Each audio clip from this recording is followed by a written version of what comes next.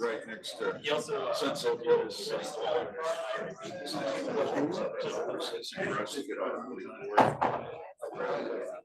Except for 274. Yes, it is. I know.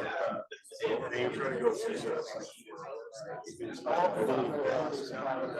right, we would like to grab our seats. If Megan, Donna, Mary, and Paul wouldn't mind coming up front, that would be great.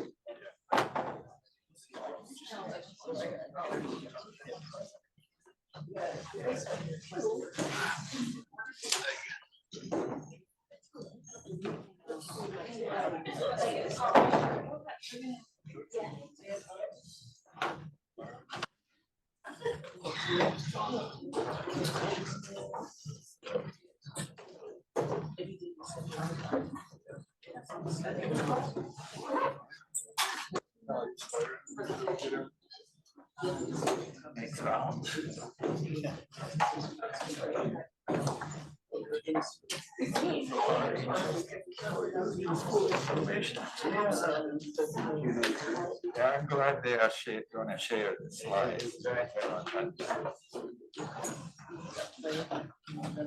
Yeah, there was some website links that went too fast.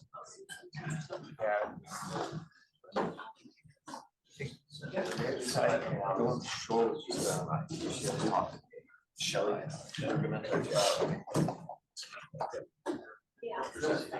Probably does. Yeah, I do too. So I can. One of them is non-controversial. And that's the exact version. Another thing is transmission. Got a guy from NREL, National of course. Cost benefits. State the industry and stuff. And Yeah. basically, I asked Shelley, well, send it to me, and all we got is what your opinion on the ex parte locations. We got a couple transmission cases, I don't know how general.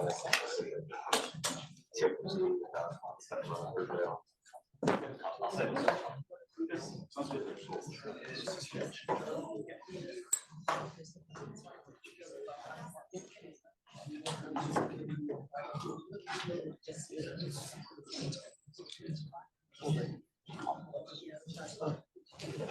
Send the presentation.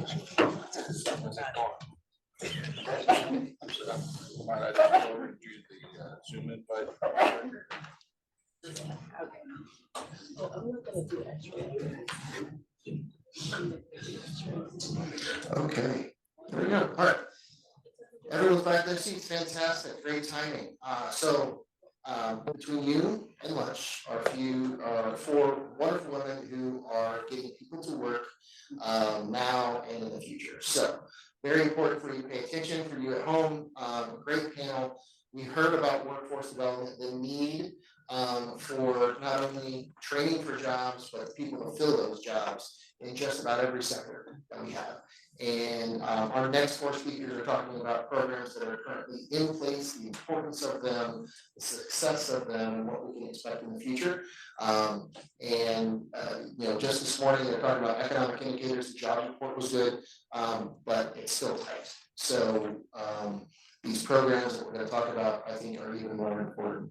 So with that, I would like to take your spot there. If Megan, if you want to come on up, I'll have you kick it off. Thank you, Josh, and thank you for having me here today. Tim Green with the Electrical Connection was kind enough to support our programs and also ask me to present on them today. So my name is Megan Price, and I am the Executive Director of the Missouri Works Initiative, which is the workforce development arm of the Missouri AFL-CIO. So we work in the spaces that are represented under the labor umbrella, but predominantly today I'll be talking about our construction programs, which before I get started, I also want to give a big shout out to the Department of Higher Education and Workforce Development, which is being represented by the fantastic Donna Brake today. They've gone a long way in making our programs possible. So the Missouri Works Initiative carries out our mission, which is to eliminate barriers to economic opportunities for good family sustaining jobs through 3 programs. We have the Dislocated Worker Program, which is a rapid response to anytime there is a layoff at a union facility. We go on site to help those workers get connected to new employment, new training opportunities, and also making sure some of those immediate needs and stressors are supported. We also work to undo some of the stigma within the industry, specifically construction and energy, to work against mental health stigmas and to work on prevention efforts, and that also the substance use disorder. And then finally, our pre-apprentice and training programs. So we have our training programs which started in St. Louis, and that program is known as Building Union Diversity.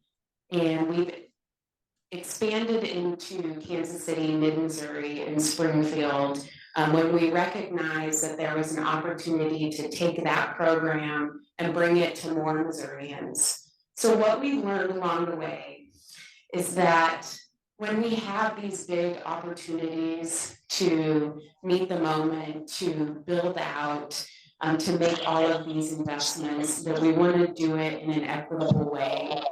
And in the construction industry specifically, when we looked at the makeup of the people on job sites, they weren't necessarily representative of the people who live in those communities where the job sites are. For example, women to this day still only make up 10% of the construction workforce, and African Americans make up 6.5%. And another really pressing problem for the construction industry and the electrical industry is the aging out workforce. So we're looking at an average age of 42 years old. So our solution to this was to create an industry recognized point of entry for underrepresented, underemployed, and unemployed individuals to gain access and navigate entry into a life-sustaining career in the trades. So some of our statistics in our demographics, we have greatly exceeded all of those metrics that I showed you earlier. And the median age of a graduate is 26. So the way that we run our pre-apprentice programs, we run them usually to line up with the seasons. We're running 4 cohorts a year for the duration of 5 to 6 weeks. So somebody can come to our program and have had no idea, no experience about construction, and they can learn about all of the 16 different trades within the construction industry in St. Louis. And perhaps they thought they wanted to be a welder, and they learned that they can be an iron worker, they can be a millwright. There's a whole host of occupations that a lot of individuals just don't know exist, and they certainly don't know how promising of careers they are in changing the trajectory of a family for generations. So our training model, which I might mention could be applied to any type of industry, whether that's energy efficiency, whether that's manufacturing, healthcare, etc. And Donna will go into more detail about an apprenticeship. But our short pre-apprenticeship model is to utilize classroom training, hands-on experiential learning, and then trade placement advising. So we're helping students get placed into that apprenticeship. And to start with the classroom training, one of the most important parts of our program is that we use an industry recognized credential. And it was written by the North America's Building Trades Unions. And this curriculum is comprehensive of all of the trades. So somebody can learn topics like construction math, tool recognition, blueprint reading, all of which are applicable to any grade that they might pursue. And we do have a focus, as labor does in general, on safety training. So we're credentialing students in OSHA 10 and first aid CPR. And the other elements of how we're preparing a student to succeed, as you're seeing some of these pictures and the hands-on learning with the curriculum, is to make sure that they're able and ready to show up for work too. So that includes a wraparound supportive services, which when you're bringing people in, especially adults, which is younger adults, which is such an important population.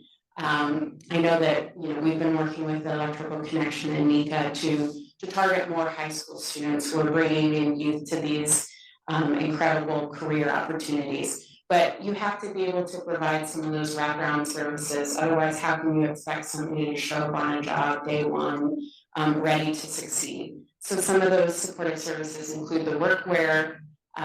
You can see all the way from a hard hat to work boots. We're covering that. A weekly stipend, which isn't much, but goes a long way to help offsetting the cost of living for being in a full-time training program for 5 to 6 weeks, and transportation assistance, and then tool assistance upon placement.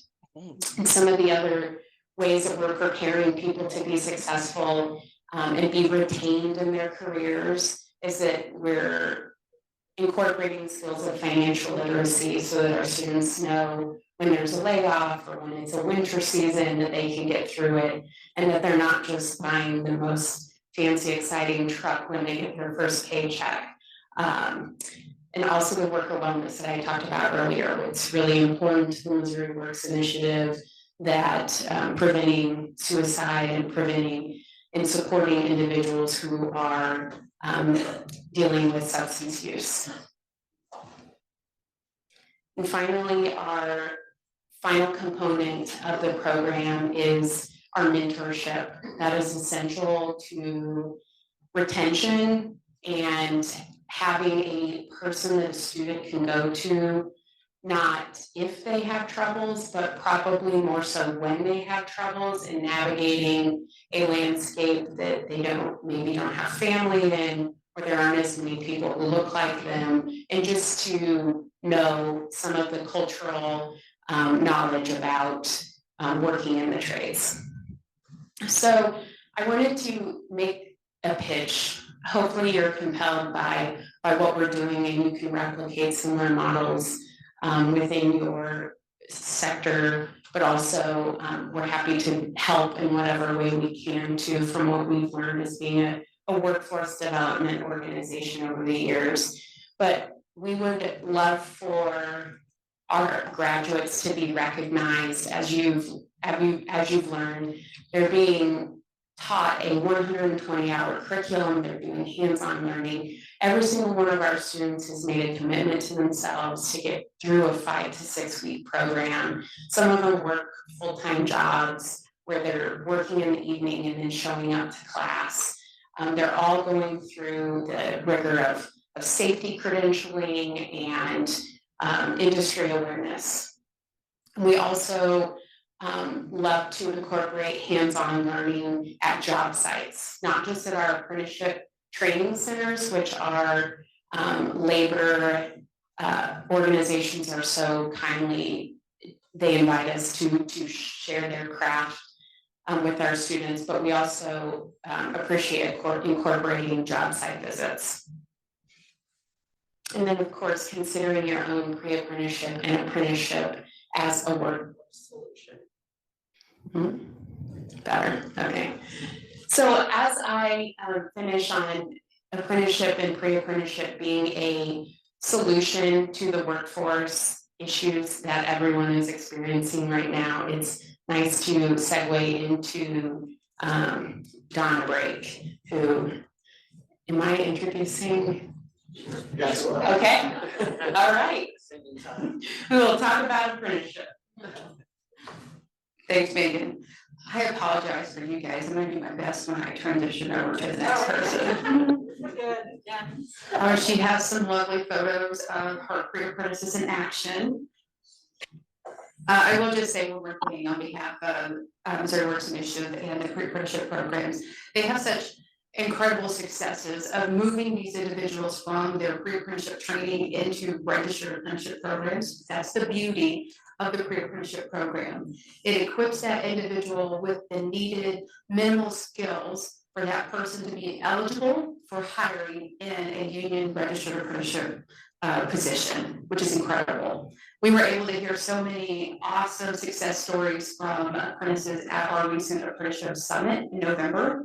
And it was just incredible to hear from the actual pre-apprentices themselves on what they were able to achieve after going through her program and what they were working towards now that they were in a self-sustaining position. So kudos to you all and hats off. I really hope that you picked up on some pieces and some things that you could do as part of training current employees or new employees in your particular occupations. So my name is Donna Brake. I work with the state agency, Missouri Department of Higher Education and Workforce Development. Admittedly, that is a really long state agency name. So for the sake of you all in here, we like to lovingly refer to ourselves as DUDE. So if you ever hear that, just know that that's our formal accepted acronym. I oversee the team that manages apprenticeship and other work-based learning opportunities. My role, our team's role, is to get out in front of organizations, to get out in front of employers, to get out in front of other agencies, to bring information and awareness about some alternative solutions to our workforce shortage. And the one particular work-based learning activity I'm going to talk about is registered apprenticeship. You heard about pre-apprenticeship, and remember in that conversation, the pre-apprenticeship gives the minimal skills necessary to enter into a registered apprenticeship and equips a person to be successful, to be considered eligible, to be considered hireable. So now we're going to shift to the actual registered apprenticeship program, and what is that and what does that look like for you all? First, you do need to kind of know about the current workforce landscape. That was a question that was posed to us as a panel when we were invited to speak. My state agency, DUDE, we have a department that manages all the data, and they recently released the 2023 Employer Survey Report. And within that report, they made quite a few data pieces known that reflected employers, the hiring needs were still there in the same capacity and the same needs that they've been experiencing over the last couple of years.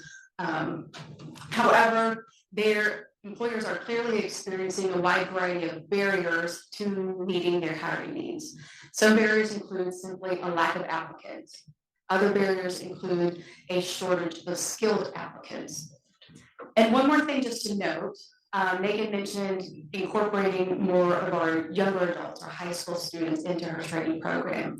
One fact to be aware of is 40% of our high school graduates are not going on to post-secondary education. They are entering into the workforce immediately. So we have individuals out there who are not receiving additional education beyond high school and are going into the workforce. Therefore, employers are experiencing a less skilled applicant pool. So we have to think about alternative ways that we can find, equip, train up workers to meet the demands of our current hiring needs. So as you sit here and hear about registered apprenticeship, I'm going to ask you a couple questions. When you think about employment, are employers experiencing high turnover? That's a yes. We experience it in our state agencies as well. Are we having difficulty attracting workers with the right skills? That's also a yes. We heard that in the employer survey report. Can't read the button away. Are you experiencing your skilled workforce for retirement? Do you have a backup plan? Do you have a succession plan? We've lost a lot of great people with a lot of knowledge due to retirement. That's just within the state agencies, so I'm sure that's happening locally with private employers. Do you have a need to attract a new and diverse talent pool? We heard that just within the pre-apprenticeship program that the registered apprenticeship programs were not representative of their communities. Is that the case for you all in your area of employers? And do you find a need to have to upskill, to take current employees, to give them training to function in a new position? So if you find yourself answering yes to any of those questions, then this is where we start to enter registered apprenticeship. Could that be the solution that you all need to prepare for the increase of funding that's coming into the state, or the increase of needs that are happening across the state? So what is registered apprenticeship? Ultimately, it's a workforce solution. It is industry driven. It allows for, it creates this career pathway for individuals. And I'm gonna go to the different core components here in just a second, but it helps you all to prepare your future workforce. And just know that I'm just talking about registered apprenticeship. It's not the silver bullet, it's not the only answer, but it is one workforce solution to consider. So every registered apprenticeship program, note that word registered means something.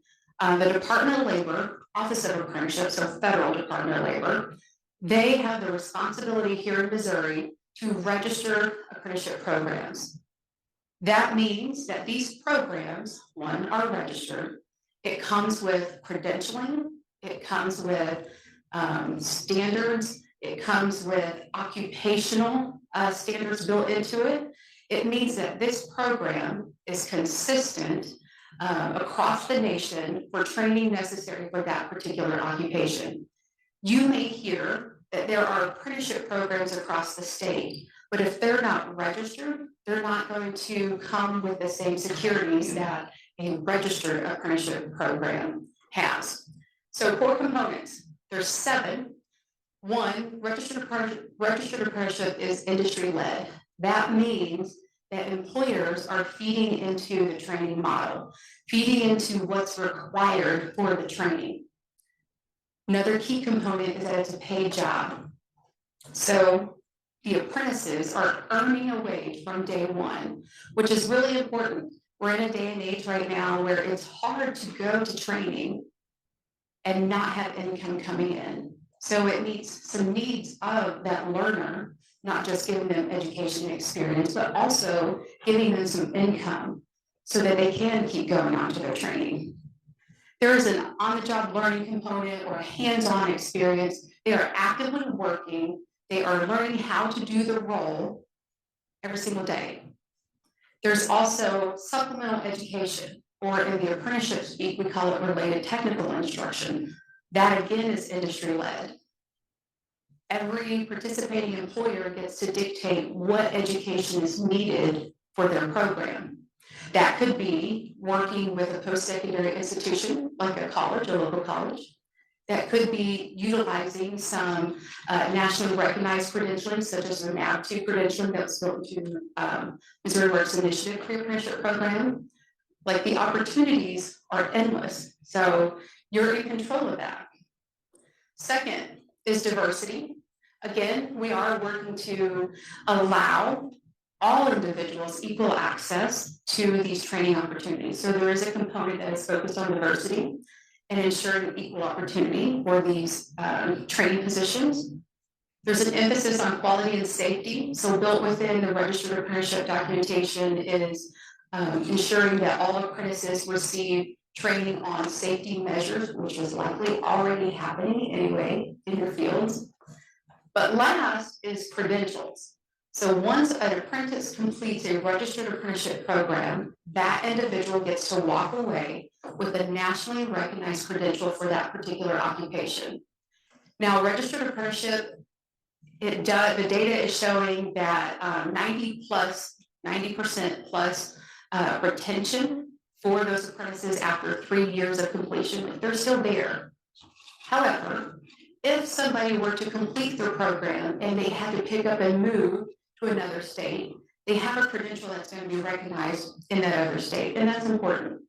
So registered apprenticeship is an opportunity to invest in your worker and to equip them with the skills that they need to be successful. And if life takes them a different journey, then they'll still be able to be successful in another state.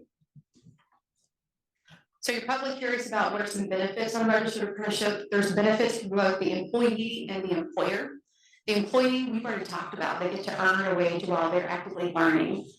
They also get that credential, which gives them an opportunity to step into an occupation and options for career advancement.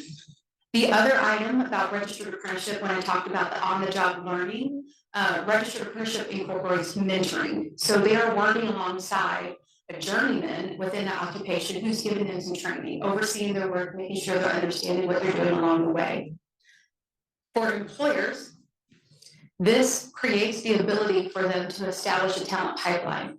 You're enabling the business to hire less skilled individuals because you have a training plan in place to train that person from ground zero with no knowledge or minimal knowledge that you establish to become an expert within that particular occupation. With the emphasis of safety, you also have an improved accuracy and safety, which is needed in all positions. And then lastly, I mentioned that retention is about 94% with registered apprenticeship employees. So there's an increase in company loyalty. We know we have this workforce shortage. Registered apprenticeship could be a potential solution to helping to address that workforce shortage. You got them in, you provided them training, you want them to stay. And that is what the data is showing through registered apprenticeship. Now, my team, our responsibility, we don't always come with funding, although sometimes people look at our state agencies and think, oh, you're funding. Not all the time. Sometimes my role is simply to get out in front of you all to provide information and to establish and create awareness on what certain programs are, what to do, how to take that information and go with it and build something from it. Sometimes we have funding. Like this year, we're able to fund Missouri Works Initiative. Actually, we have been for a couple of years because they're so successful. But other things that we do, we can help you with those conversations, help you to understand and navigate the apprenticeship conversation if you want to learn more, if you want to go further. We can also help connect you with some organizations that can provide you with that talent pipeline. I'd be remiss to say if I didn't talk about financial support. Sometimes we do have financial great opportunities available. Other times, if I don't have funding available, I can connect you to some different financial resources that are out there. There are a lot of national intermediaries at the federal level who receive dollars to help support and increase registered apprenticeship. Clean Energy is one of them, and I believe there's another energy-related intermediary, and I can help connect you to those people. And then, of course, we also assist with being connected to other resources. That could be trying to figure out who your best partner would be. One partner I highly recommend would be Missouri Works Initiative. They have that experience, they have that training model already established to help you prepare individuals with the minimal skills needed, and they can help feed people into a registered apprenticeship program. So we can also assist with that as well. So I believe you guys will get a copy of these slides. If you want more information regarding registered apprenticeship, I encourage you to go online to those two resources. If you would like to engage further in conversations or want to have just touch base after this meeting, please feel free to reach out to me. The easiest email address is to remember apprenticeship@duke.mo.gov, or I have my email address on here as well. So with that, I'm going to pass to our next speaker, which. Question before you pass? Sure. For both apprenticeship programs, do you does the applicant or the person enrolling in the program have to have a high school diploma? So for the pre-apprenticeship program for Missouri Works Initiative, the answer is no. And just to say, you know, sometimes that's based on funding and what's funding a particular program and what requirements are there. But in this big overarching regulations regarding registered apprenticeship, the answer is no. In fact, apprentices can be as young as 16 years old, and we actively work with the Department of Elementary and Secondary Education to establish registered apprenticeship programs for our youth who are in high schools and CTEs. So we have roughly 40 plus youth registered apprenticeship programs active now. Thank you. You're welcome. All right, so I think Mary? Yeah. All right, I'm gonna pass it to Mary. Good morning, everybody. that was, both your presentations are great and you will be hearing from me after today, because we are trying to do a lot of what you've been doing. And we also want to make sure that we're getting our apprenticeship program registered as well with the state. So I'm Mary English. I'm the Building Performance Program Manager with Metropolitan Energy Center in Kansas City. I've been in the building performance industry for roughly 16, 17 years now, totally dating myself. And switched into this career through a vocational certification accreditation program, one of which we're going to be teaching ourselves for this workforce development program that we are launching next quarter, January or February, depending on when we get the final paperwork finalized through the DOE. So I am, let me grab this. So just real quickly, I'm going to give you a brief introduction of Metropolitan Energy Center, and then the background of sort of our regional problems that we are trying to solve with this grant program, and then the plan and the goals of the program, which sound a lot like some of what you've already heard, some great programs already. If we are as successful as you are, we'll be super stoked. Metropolitan Energy Center is a Kansas City regional area across the state line, goes into Missouri and Kansas City, Missouri metropolitan area. 40 years old this year, not-for-profit dedicated to reducing energy use in both the transportation and the building industry. We have a demonstration home showing a historic retrofit in the Midtown area of Kansas City.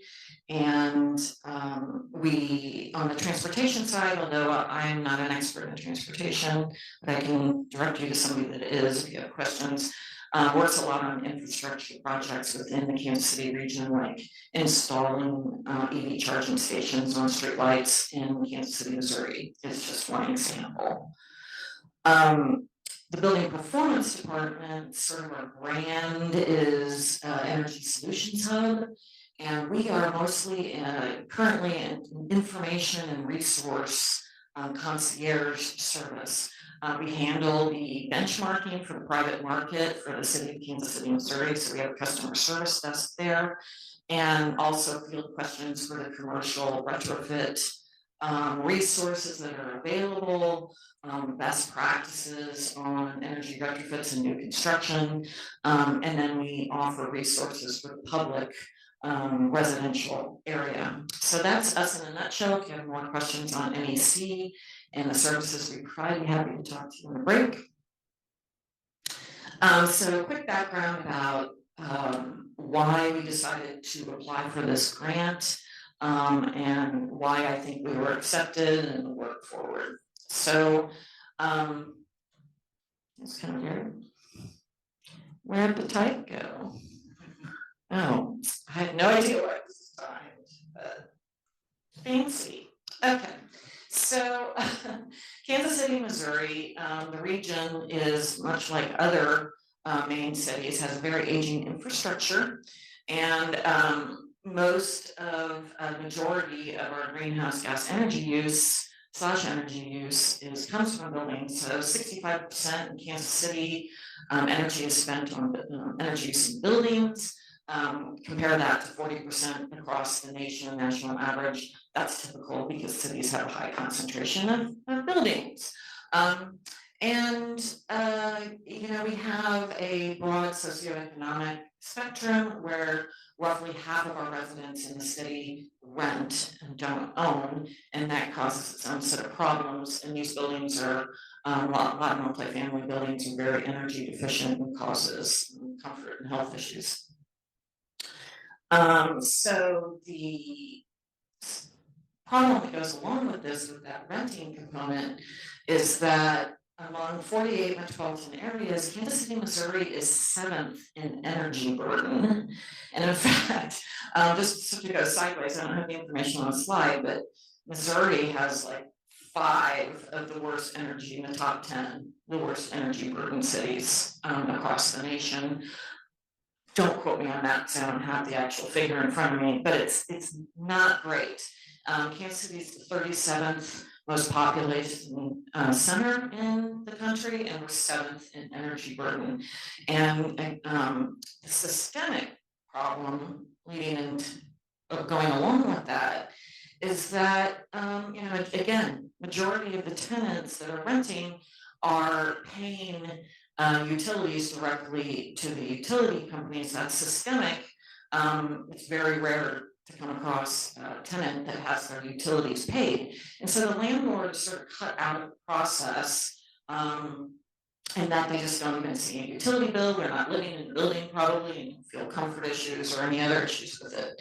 And then when you're looking at new construction, the system incentivizes a very inexpensive build on the front end, because most developers are not going to own or manage the building. They're going to, it's being owned and managed by somebody else that may not have any say-so in the design or expense process in the beginning. And so we have this disconnect between somebody that wants to save as much money on construction on the front end, and then somebody, a tenant or an owner of that building that is the one that is going to be paying the utility bills. And so that return on investment, short story, is not there. It's not that, there's not an incentive for the developer to spend 1% more on energy efficiency components. And so this is a rules-based issue that needs to be passed by municipal or county governments, because we're also home rule. So in Kansas City, we have a big piecemeal of policy across all the municipalities, and it presents hardship for the construction and development design industry, having to deal with multiple codes across city boundaries. One last thing, this has led to the problem in Kansas City of energy code on the residential side being watered down considerably. So although most of our municipalities in the Kansas City region say 2018 International Conservation Code, the residential side has been amended to the equivalent of about the 2009 code. So we are in dire need of to pass better code so we can take advantage of new technologies, because there's been one technological improvement in the last 14 years since 2009.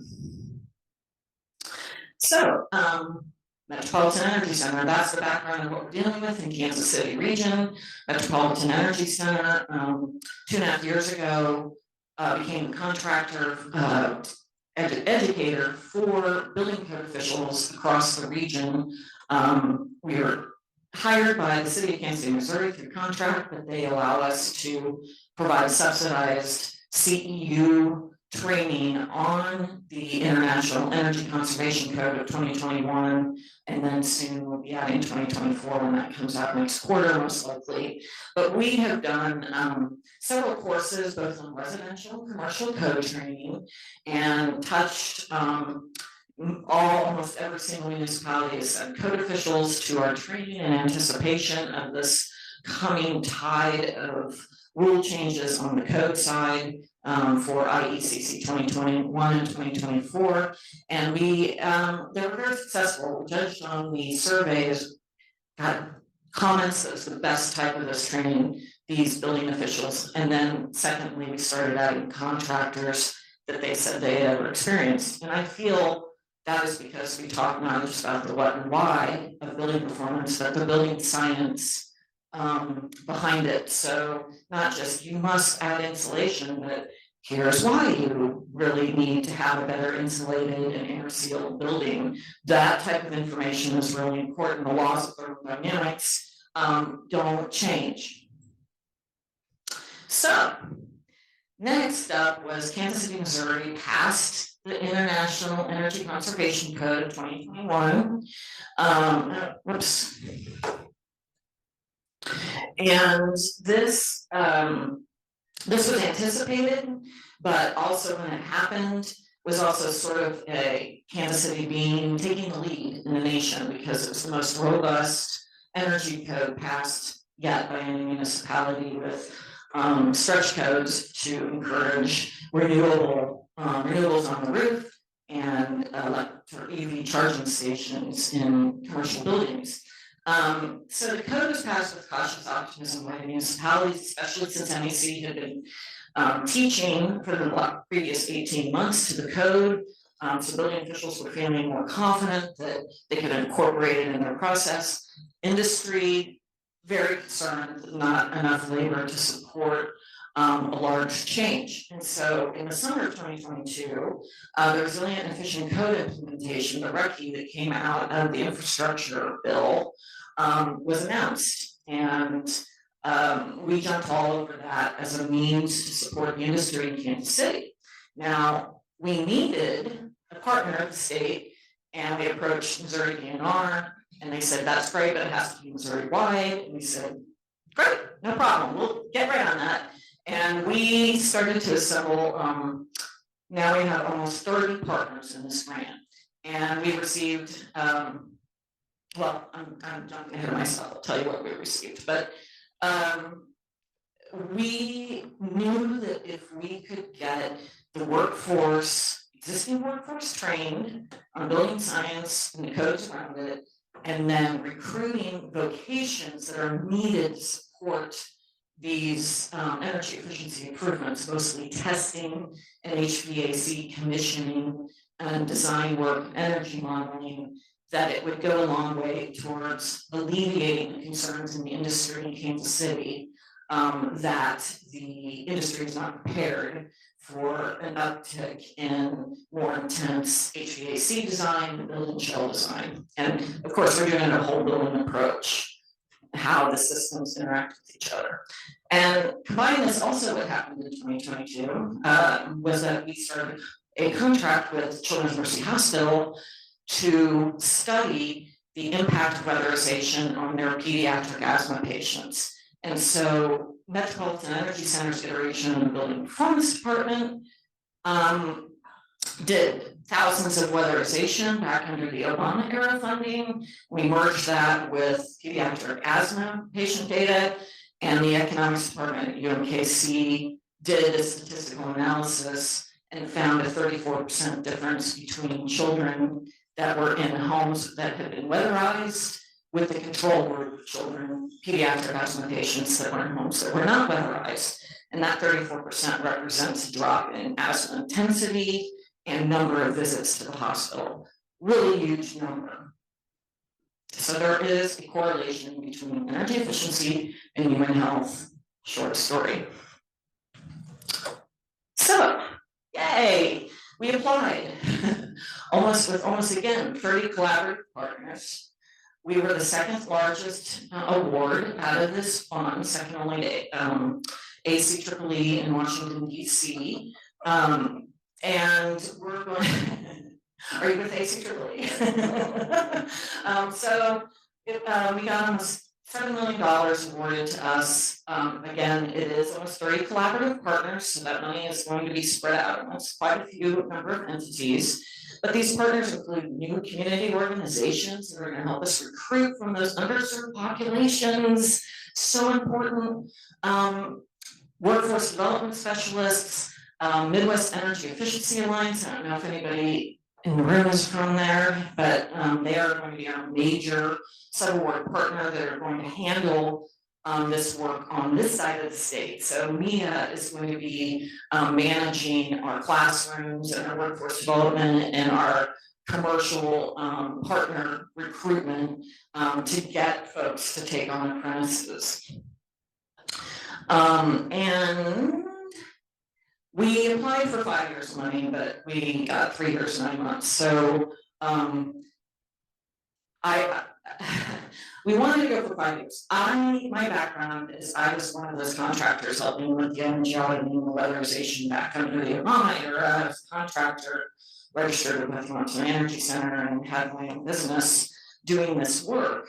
And I knew that we needed more than 3 years because that's all we had, all NEC had back in that day. And it just isn't long enough for our industry to take root. So we were hoping for 5. We got 3 years, 9 months. The 9 months will be community involvement, recruitment, and then the 3 years of jobs training. So the plan and the goal, starting January, is supporting this new code through labor. Oh, sorry.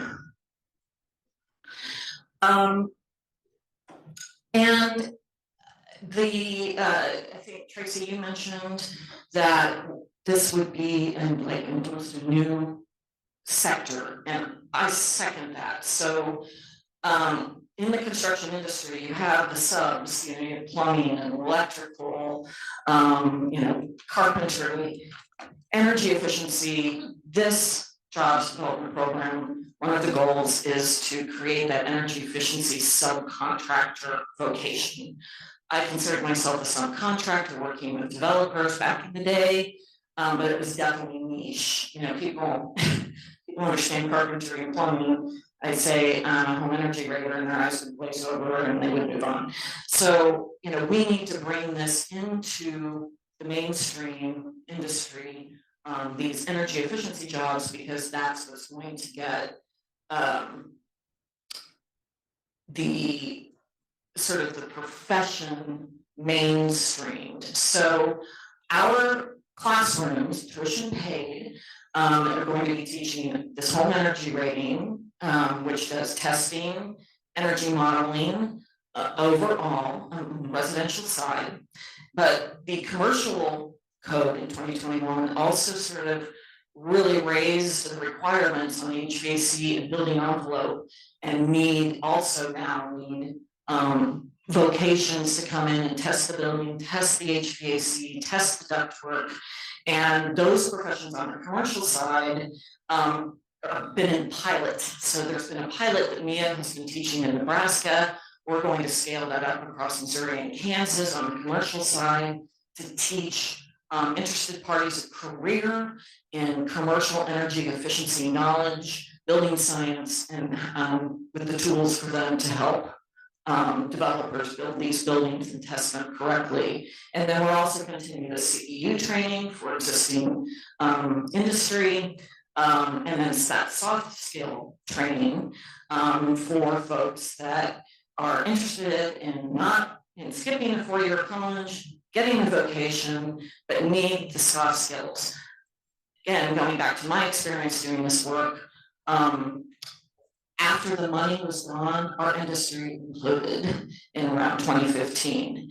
And we can't have that happen again here. We desperately need the labor that was trained under that program 10 years ago right now. And this sort of feast famine is not a great way to build an industry. And so this money through IRA, you'll know, is 10 years. We're gearing up traction now. I heard some comments last night at dinner, like, where's the money? Well, it's coming. And this effort is one of the first stages, one of the first grant applications that was accepted.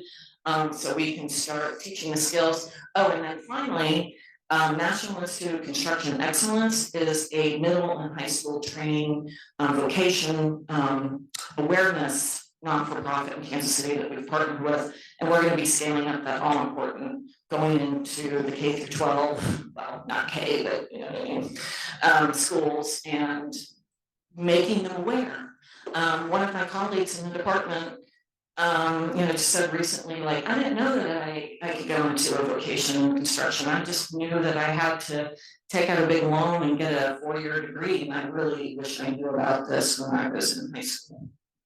And then last slide, this is just, again, going to be an A to Z, nuts and bolts, jobs pipeline, again, for energy efficiency vocations, establishing it. Our goals are to raise the awareness, again, of this all-important connection between building occupancy, health, and energy efficiency that we found in the Children's Mercy Hospital report, and get the apprenticeships registered with the states. And we just have a lot of work to do. So we have a curriculum working group, a jobs pipeline working group, and a community outreach working group. Everybody within the grant application is going to be serving on one or more of those committees, but we're open to outside folks if you want to sit on these work groups to help us form this plan. You know, so the plan is in our business plan. Now we gotta get real and actually start doing something with the funding as soon as we have it in January. And I think, I think I've been talking too much, so I'm gonna hand this. Oh, one more slide, I'm sorry. I think I already said this though, that, yes. Finally, though, I do want to mention one last thing, which this Justice for the initiative by the current administration is extremely critical to get traditionally left behind populations into this work. I was surprised that 10% of construction was women because I was like maybe 1 out of 20 in the room of women-owned businesses back when I had one. It's a really rewarding career.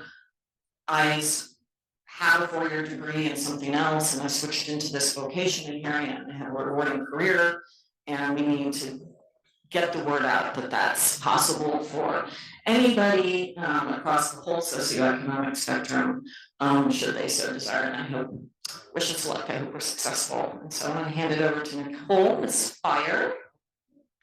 And I think all 4 of us will be up here taking questions after Nicole talks. Hello there, good morning. I don't know if it's morning or afternoon. I'm gonna stand over here. Sit here so I'm not behind you. I'll move over one chair. Okay, I like to move around. Okay. Oh, yeah, sorry. That's okay. Okay, I'm Nicole Fondren, and I'm the manager of talent acquisition and workforce development. Just to kind of give you a difference, so talent acquisition is really recruiting. It is the operational end of bringing individuals, and once hiring managers have a need, then the recruiters are recruiting for that position. And so I do manage that group. I'm also over workforce development, which is very different. That is more of the strategy around getting the pipelines built for just in time, meaning today, and then also for future. So I have 2 big hitters that I manage throughout the entire organization. As you know, Spire is a gas utility.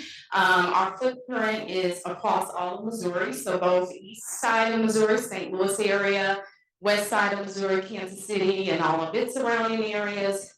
Our footprint is also across the state of Alabama, for those of you who didn't know. And then we also have a tip of Mississippi. And so my group, we manage across the entire organization. All right, so I'm going to take a little bit of a different lens. We've talked a lot about organizations that are resources, and I'm going to come to you from an organizational perspective, which is very different. Okay, so our topics to cover today, I'm going to talk about the talent gap. Okay, as far as our key findings, that's coming from the BLS, which is the Bureau of Labor Statistics. I'm going to talk about workforce development is not, okay, because we think about workforce development in a different way. And so I'm going to talk about what it actually isn't. I'm going to talk about the effective workforce development planning, because it does require effective planning on an organization's standpoint. And then I'm going to talk about Spire's workforce development strategies. All right, so some of the key findings, again, according to the Bureau of Labor Statistics, our aging workforce in retirements. So as we know, we have the Gen Zs, and we're talking 18 to 27. Our workforce is built up of 9% of those. Millennials, 28 to 42, made up of 38%. Gen X, 43 to 57, made up of 37%. And then boomers, 58 to 68 plus, is made up of 15%. So those are some of the aging workforce gaps that we see, primarily those individuals that are in Gen X that are ready to retire, and those that are boomers that may still be in the workforce, but they're looking to retire as well. Then we have the emerging technology jobs. That's a significant growth. And so what that does is, as technology grows and evolves, there's less workers that are needed in the workforce. I mean, there still is a need, but the technology has changed, and it's required us not to have as much labor intensive work. Non-retirement attrition is higher after post-COVID.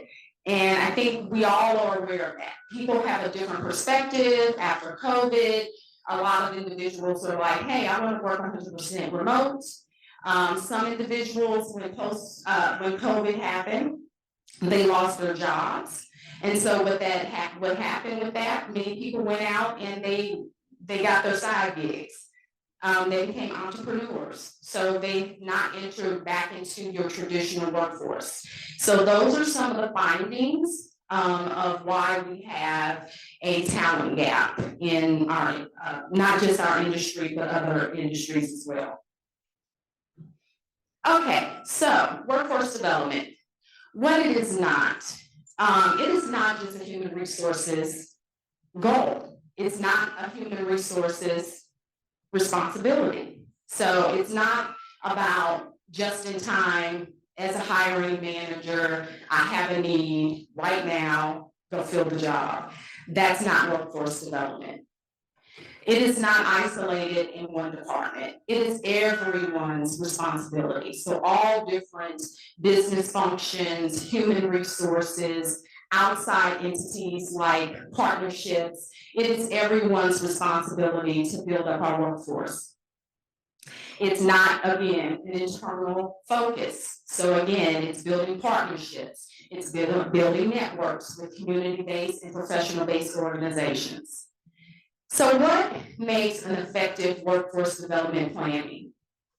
As I began to focus more attention on that workforce development side, it does require leadership buy-in, and I mean senior leadership, to understand the effectiveness of having a good workforce development plan.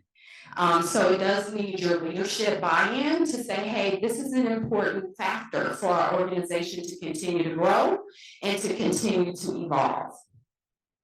It also requires workforce planning. So we talk about workforce development, but indeed it starts with workforce planning, and that is different. So workforce planning is analytics, being able to see what is your current attrition and what does that look like, but expected attrition and retirement. So being able to forecast as managers, leaders of your organization, being able to say, okay, over the last 2 years, here's what our attrition rate looked like, whether it's voluntary, retirement driven, non-voluntary, what has that looked like in the last few years? And then being able to say, hey, what's our retirement look like? You know, how many people are at that retirement age, and being able to plan accordingly. So again, having a contingency plan. Then also, it requires diversity, equity, and inclusion.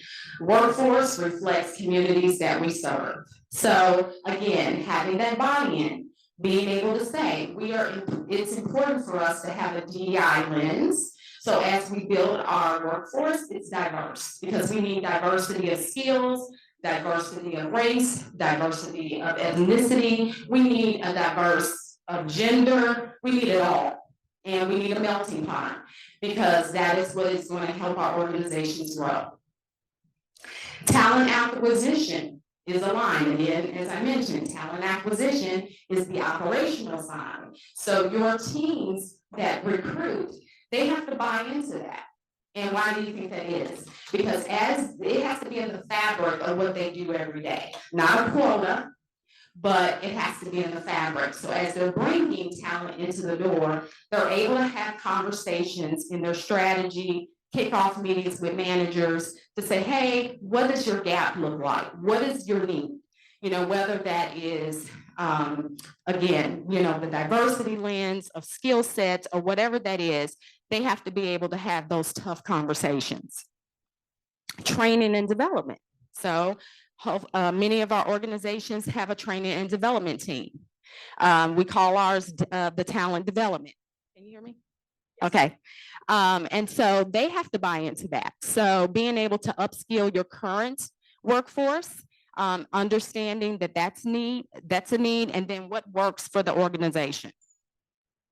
And then community and economic development, community-based educational institutions and partnerships. That's very important as well. Sounds like it. Can you still hear me though? Yes. Testing? Okay.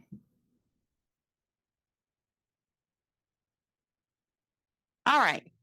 So I'm going to talk about Spire's workforce development and initiatives that we've implemented within our organization that has helped us succeed.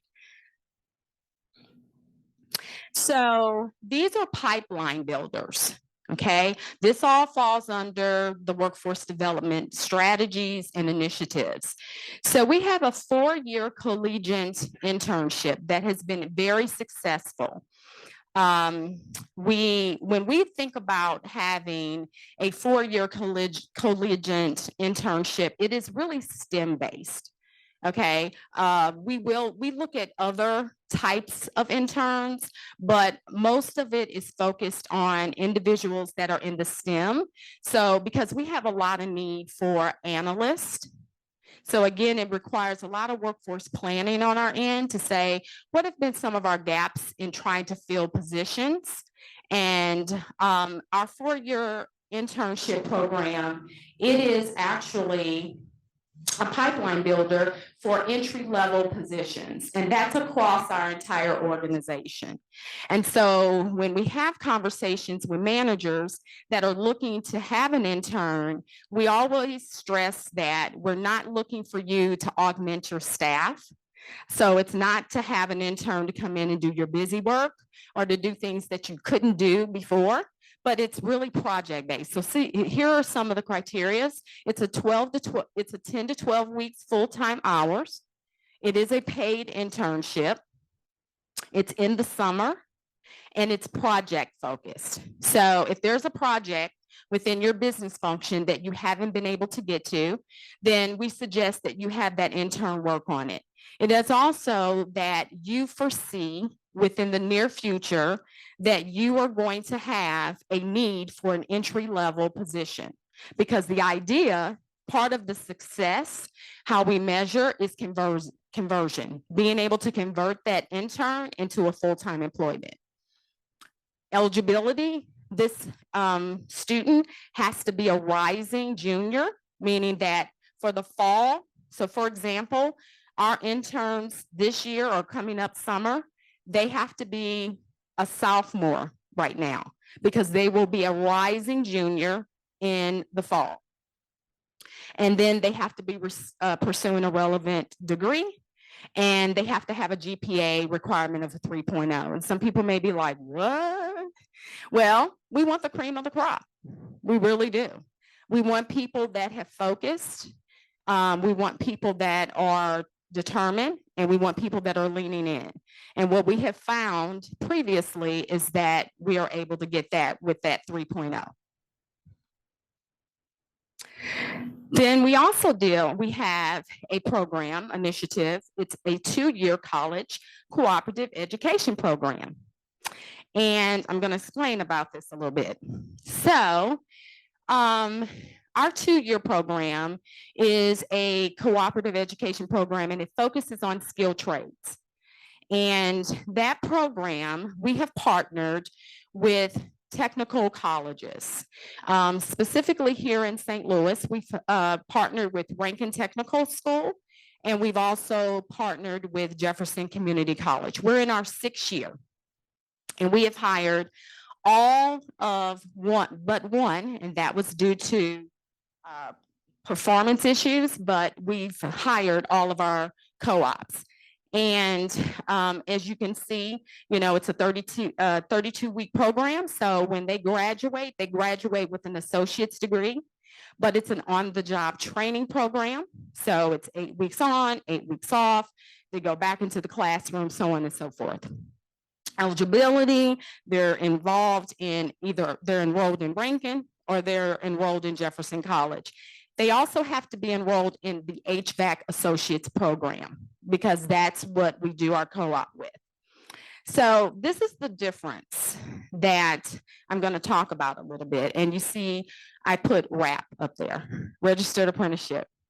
Well, we always called it a co-op. And being part of the Synergy to Energy Workforce Development, I recognized that we were doing everything a RAP did. But we just didn't call ourselves that, and we weren't registered. So it was very interesting to me to hear all of those different dynamics and criteria. Well, one day at a meeting, there was conversations around how to register, and they utilized a consultant called the Manhattan Group. And I reached out to them and said, hey, we have a co-op program, and here's what it looks like. And she instantly said to me, you can register this program because it's already doing exactly what we do. And so I say all of that to say that we are in the midst of planning that. We are almost to the finish line. It's just waiting on my signature, and we are going to be a registered apprenticeship. Yeah, so super excited about that. That we already had something in place. So for those organizations that you may already be doing some type of training, didn't realize that everything you're doing really could register, I suggest that you reach out to find out how to do it. And when I talk about the consultant, that made it easy breezy for me because I don't, I have so many other things I'm doing, and the paperwork and all the things that are required, I just did not have the bandwidth. And so having a consultant to really walk me through all of that was just amazing. In addition to those other strategies, we also have the Career Discovery Pathway. And this is focused on high schools, specifically career technical high schools. So we have a partnership on the east side of the state with North and South County Tech. And then on the west side of the state, we have with Manual. And this program really is about career awareness. And so we've built a curriculum where we go out to the schools, and we do this in collaboration with our field operations. This program is also focused on our skilled trades. So it's the career technical education, and it's for those students that are going to those CTE schools. And we go out there, we collaborate again with our field ops, and we go to those schools, we do presentations, we talk about our company, we talk about the energy and how to get into energy. We have our field operations that go out and they do simulations, where they're laying meters or, they're showing different things that they can do. They also have a day in a life where they come over to our actual sites, and they're able to see the things that we do. So it's a really great program. One neat thing about this is we've started a co-op with the high school. What we realized, because what we were doing is having it almost like a feeder, where they would go through these CTE high schools, and then we would try to feed them into like a Rankin or a Jeffco. And we were like, wait a minute, they're duplicating effort, because when they come out of this high school, they already have a certification. They have a certification either in HVAC, they have a certification in construction. And so on the back half of their senior year, they really were doing some internships at certain organizations. So we started, and this is the first year, we're on the back half, their last semester, they will actually do a co-op with Spire all the way through when they graduate in May, and then they will go a little bit longer and continue their program. So we're super excited about that as well. Can that program get certified? Yes, they already get certified. So when they come out of those CTE high schools, they are already certified. Oh, wait. I have to go over here anyway. Technology. I know. How do you do this? Just click on the slide. Oh. All right, so that's about Career Discovery Pathway, high school focus, CTE. All right, so energy career pre-employment training. So this is more of a pre-apprenticeship. And this is relatively new for us too. And this is working alongside of a community-based organization. So just short, so the National Urban League, they received a grant. And their grant was to be able to do pre-apprentice upskilling of the community. And the National Urban League received this money, these funds, and they distributed that to their local urban leagues. But what they were doing is a pilot. And they decided they wanted to team up with the Center for Energy Workforce Development. You've heard Tracy mention this, and Spire is part of that, along with other utility companies, energy companies. And we just say for short, CEWD. And so the pilot happened to be in Missouri as well as Alabama. So Spire jumped on the bandwagon and we were like, whoa, this is in both of our regions. And so we're going to participate and we're going to partner up with the Urban League. And that's what we did. So the concept is not a Spire program. It is called a Get Into Energy program. So it's a career pre-employment training. And we are in collaboration with other utilities. Okay, so in St. Louis, it's Ameren, it's Spire, it's Interim. In Birmingham, we have our Alabama Power and Spire. Okay, so again, it's not about one specific utility company, it's Get Into Energy. And so what we did is we did a curriculum where it is, what are those necessary skills that are needed in order to get into our companies?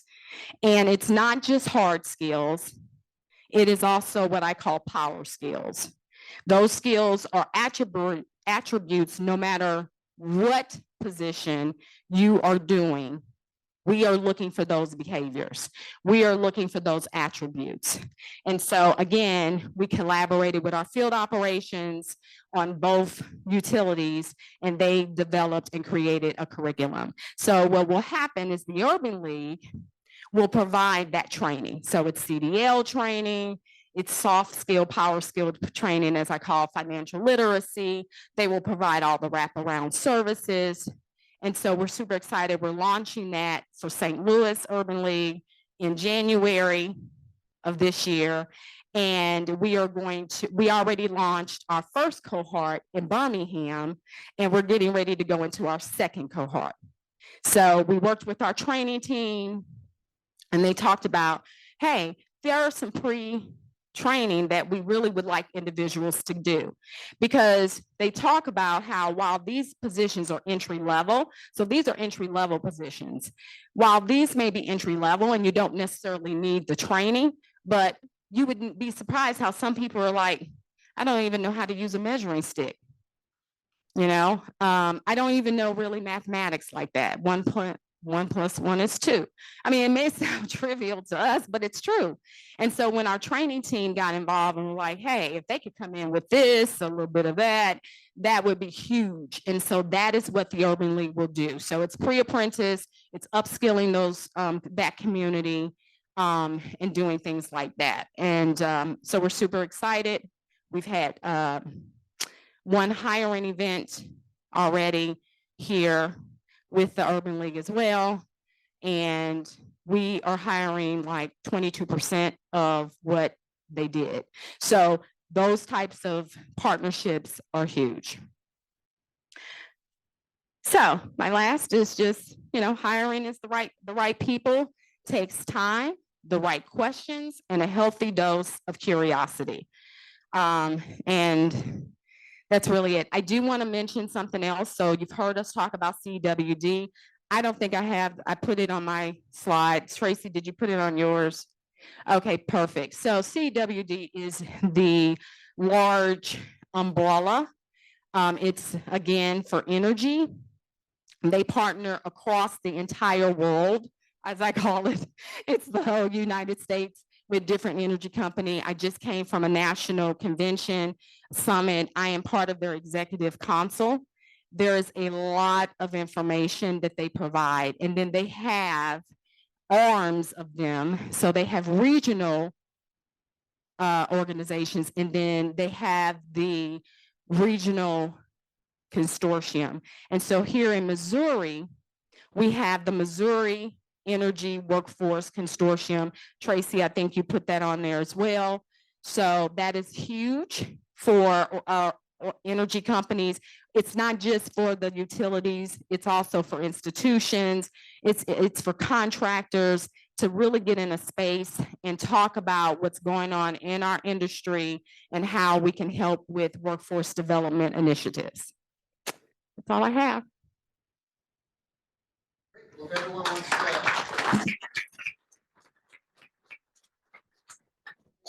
Speakers will just have a round of questions.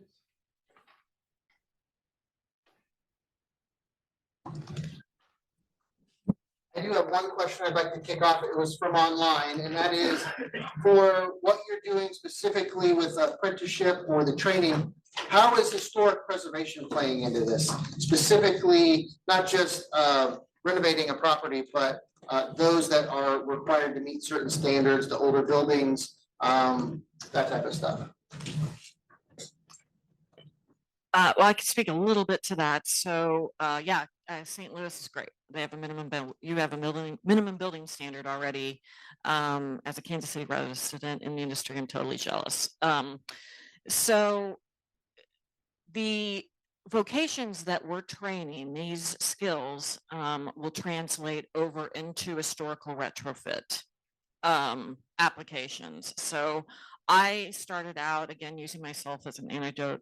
I started out in the new construction side with that vocation that is testing new construction, but it just took a little bit of learning a different accreditation program to be able to step over onto the renovation side of things.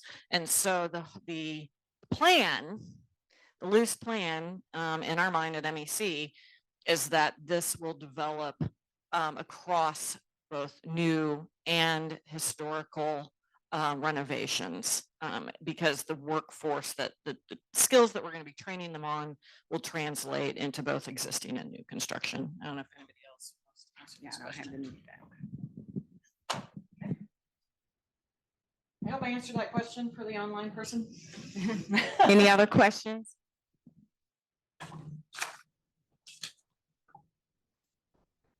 I have a question, and I don't know if the panel would be able to answer the question, but perhaps somebody in the room would, and that is relative to the split incentive with regards to rental property owners not having to pay utilities, so not having the incentive for long-term reduced bill costs for your utilities, and so therefore it's inherent for making energy improvements in the buildings that you're paying the energy bills.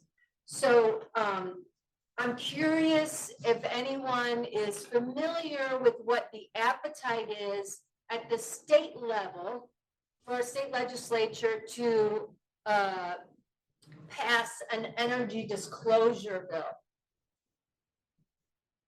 I can just tell you there's not an appetite at all because there have been some bills, some preemption bills in the legislature to preempt some of the local updates to codes, to building codes in St. Louis City and St. Louis County, or it's targeting St. Louis City and St. Louis County essentially. And it's kind of disagreement with who should be able to, I guess, who should have the ability to mandate code updates. So it's a preemption of local control essentially. I'd like to jump in because, I mean, that was something I talked about a little bit. That's a systemic problem. And things like minimum building standards and a review before occupancy or sale. I mean, these are programs that are being used in other cities across the nation successfully. You just have to have, you got to work to create an incentive. You know, it can't just be a stick-based program. You gotta have incentive, like Orlando gives breaks on property taxes, for example, to encourage energy improvements. Now, I know that might strike fear into government budget holders everywhere, the reduction in property taxes, but the amount of savings for somebody that can realize return on investments better than all the financial products out there. I mean, return on investment of energy conservation, one real quick, sorry, I know everybody's probably hungry, but I was at a presentation last week where an office was renovated to be LEED, which is again a green certification program, which requires HVAC commissioning, which is now in the code in Kansas City, Missouri. All new commercial buildings over a certain requirement will be required to do HVAC commissioning before a certificate of occupancy. 2/3, this can be technical, of their VAV air distribution boxes. Basically, so just think of 2/3 of their air distribution system in their HVAC was not operational as designed. Think about the savings when you go in and correct the dampers or tighten the screws or whatever it was that was making 2/3 of the VAV fan boxes not operational, how much energy that's going to save. And that is something that we just need to get the word out about. How much money is just sitting on the table here. It's just not known. And I think the business communities out there, once they get the information, will see the logic of that. Anybody else? Any other questions? All right. Well, thank you. Thank you.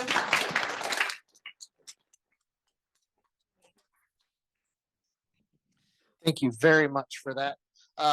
Definitely a topic that you've heard about here at these conferences for years is the transition and the need, no matter where you're at in the energy field. So I hope you all found some programs that you can tap into, you can connect with back to your community or your companies. I know that we are looking to do some of that as well. We have, make sure this isn't a question. All right, we're good there. Okay, so next is lunch. There is lunch just on the other side of these doors. And then we will have a somewhat working lunch. So if you can grab it and then come back, our next session is on nuclear power. So what I'd like you to do, if you can, is you're going to head out these doors into the hallway, go all the way down, and then go back into this room. We'll open these double doors up so you can come and have a seat, but there'll be stuff there for you to have. If I could have the next speakers come up front before you head off to get your food, that would be great. But we'll give time for everybody to grab a bite and then come sit down. And like I said, we'll have a working lunch. Thank you all very much.